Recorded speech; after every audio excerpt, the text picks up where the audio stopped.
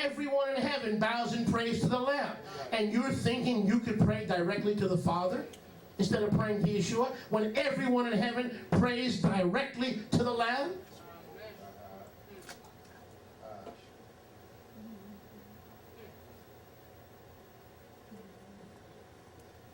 Now it's proper to address the Father in heaven in Yeshua's name, if you've got the time, if you're under that kind of liberty to do that. But we're not always in that position.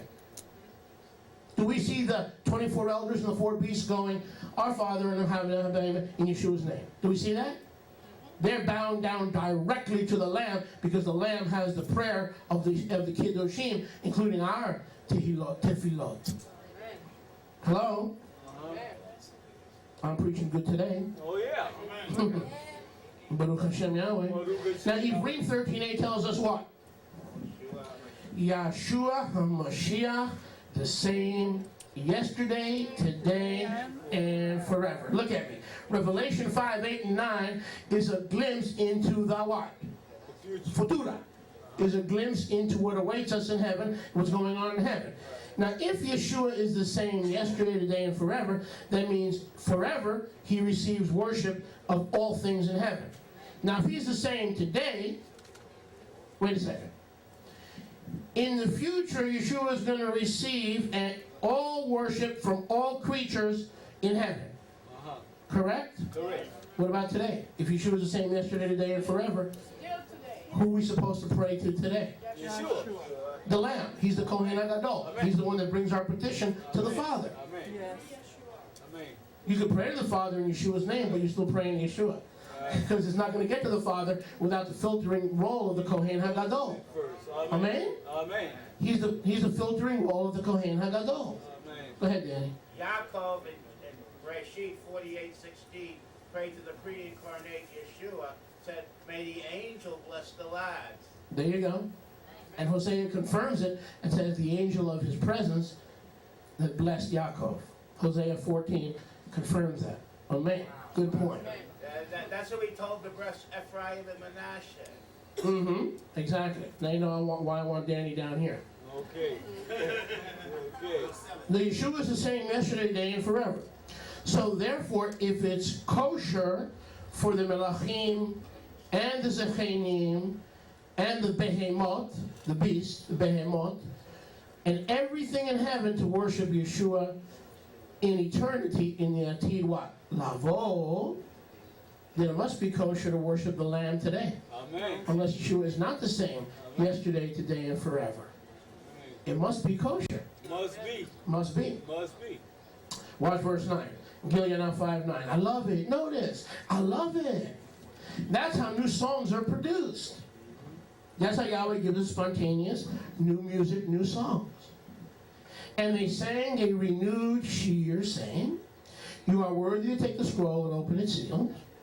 For you were slain, the Father was never slain. You were slain and have redeemed us to Yahweh by your dam out of every kindred and tribe and people and nation, and have made us melachim and kohanim to our Elohah, and we shall reign in the olam." Notice, but that's not all. We'll look at verse 11. And I looked, and I heard the voice of many heavenly melachim around the kisei and the beasts and the zechanim, and the number of them was 10,000 times 10,000, and thousands of thousands, saying, "We worship you." Worthy. What does it mean, worthy? Worthy. Worth, worship. Worthy of worship. Worthy of worship. We worship you. We worship you. Now, it's not just the Melachim. Now, it's not just the Zechanim. Now, it's not just the Behemoth. Now, it's thousands and tens of thousands of created beings in the heavens worshiping the Lamb. But see, your religion has told you that that's paganism. Religion down, Yahuwah up. Religion down, Yahuwah up. Amen. Now watch this. Baruch Hashem Yahweh. Baruch Hashem Yahweh. The multitudes of heaven worship and get songs of praise, renewed songs of praise to the Lamb. Their worship is directed to the Lamb, not to the Father. Why? They're in heaven. Because you can make a very good argument that no man can ever see the Father. You can make a very good argument that when you get to heaven, you will not see the Father. I'd like to think I will. I'm not sure about it. It's possible. But there's a possibility that even in heaven, He will only allow me to see the Lamb. So I better start learning and liking the worship of the Lamb now. Because there's a theology that says that even though I'm redeemed and forgiven, when I get to heaven, I will only see Yahushuah, not the Father. Amen. That's debatable. We can debate that. There are those who think we will see the Father when we get to heaven. I don't want to argue with you. Don't ask me my opinion. I have none. I do, but it's not for this time. But there's a possibility we may not. What do we do then? I don't like worshiping Yeshua. It's too close to, you know what I mean. You know what I mean? It's like, you know what I mean? It's too close. No, I don't know what you mean. He is the Lamb. He is the Lamb. You need to know what Yahweh means. Well, that won't sit well with my Father. Well, that's why you're not your Father. And that's why your Father's not saved and you are. Amen. How come people in heaven don't think it's idolatrous to worship the Lamb? Amen. And they're the redeemed. They're the sanctified. They're the forever sealed. Those are the forever sealed. Some of you ought to be thinking of some folks that you plan on sending this tape to. People that used to be in the way that have fallen out of the way. But now go to verse 12. I love it. It gets better. Gideon 5:12. Is this a description of New Orleans or a description of heaven? Description of heaven. Thank you. Not dumping on New Orleans, but this is our home. This is what we're going to be doing when we get there. Saying with a loud voice, verse 12. Worthy is the Father. No, the Son. Man. This is son worship in heaven. But the Son of Yahweh. Worthy is the Lamb who was slain to receive power and riches and chokhmah and strength and honor and tiferet and brachot. Bless Yahweh at all times. His praise shall continually be in my mouth. That's the Lamb to receive brachot. Hallelujah.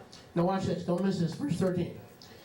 Every creature in the Shamayim. Amen. Put down your Bible and look at me. Every creature in the Shamayim. Amen. There is not a thing in heaven that is not involved in worshiping the Lamb. Amen. And don't you dare tell me that you will not worship the Lamb because it's idolatry. Amen. Please don't tell me that. I'm having a good day. Every. Amen? Amen. Come on. Everything in heaven. Is there anything unsaved in heaven? Is there anything unclean in heaven? Is there anything unredeemed in heaven? Everything that's really clean worships the Lamb. Amen. Every creature in the Shaman. And every creature in the Shamayim, verse 13. And on the Olam, notice, on the Olam. And this is a picture of the what? Atid Lavo, the coming kingdom of our father David. Everything in the Shamayim, everything in the Olam, everything under the Olam. Hello? Demons, spirits, departed spirits, those who will be in the lake of fire. It doesn't matter. Everything in the Shamayim, on the Olam, under the Olam, even those that are dead in the sea, all that are in the sea, all that are alive on the sea, all will be saying, blessing, honor, tiferet, and power to him who sits on the kisei, and to the Lamb, leolam vayed. Somebody give him praise in the house of Yahweh today. Amen. Yeah. And to the Lamb. Amen. There it is. Everything in heaven, on earth, under the earth, will give continual blessing and honor and tiferet and power to the one on the kisei and the Lamb. You know why? It's the same throne. He who overcomes, I will make him a pillar in the temple of my Elohim, and he will sit with me in my throne, even as I sit with my Father in his throne.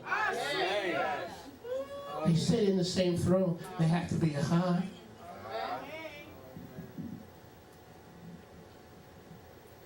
All things on the earth, all things under the earth. All worship the one on the kisei and the Lamb seated on the kisei with his Father. Both Father and Son are echad, and both are to be worshipped. How they are